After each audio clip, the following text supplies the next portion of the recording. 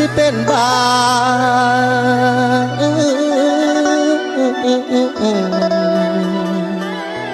ล้อให้ผัวน้องป่าอายนี่นางสิตายก่อนละคำแพงเอ่ยเป็นหนาวเป็นฮ้อนมาคือไข่เม็ดอยู่ในละนางเอ้ยนางอ้ายลืมเจ้าบ่ได้แม่นสิผ่านมาหลายปีใจก็บ่เคยหนีเรื่องเดิมแต่ข้าวนั้นวันเดือนปีสิหมุนใหญ่แต่ใจสายอ้ายคือเก่าน้องไปเป็นเมียเขาอ้ายนั่นเหงาอยู่บ่แล้วมันเป็นแปลวอยู่วางสวง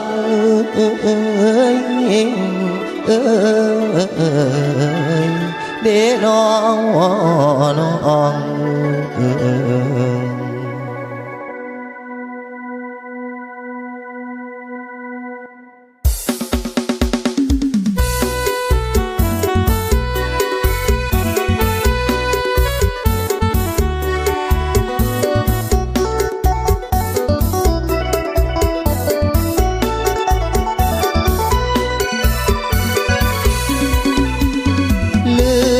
ปานขี้มิน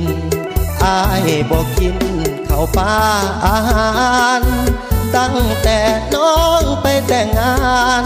อ้ายสงสารมาหลายเดือนปีตั้งแต่น้องเป็นเมียเขาอ้ายกินแต่เหล้านับวันเดือนปีหากกะหากบ่เลิกบ่หนีหากคนดีอย่าเหมือนนิทานปานคุณรู้นางวัวเจ้าเอาหัวอ้ายยังหำฮอนคิดฮอดบางส่วงบางตอนใจหำฮอนทุกวันเวลาสิขาอ้ายก็ยอมตายคือมาหักหลายแต่เด็กการดาเจ้าเอาผัวก็ยังของท่าสวรรค์บนฟ้าคือบ่เห็นใจไปอยู่คนละกำอ้ายกะนำ2 เฟซ2 ลาย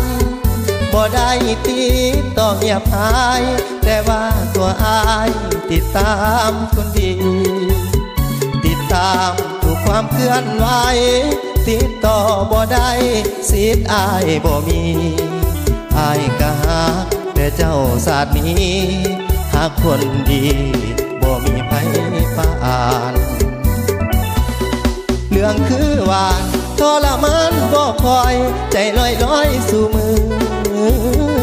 อต่ำเกินไว้ใจนอนห้องให้ย้ำเข้า2 เฟซไลน์อ้ายนั่นคือคนตายคิดฮอดหลา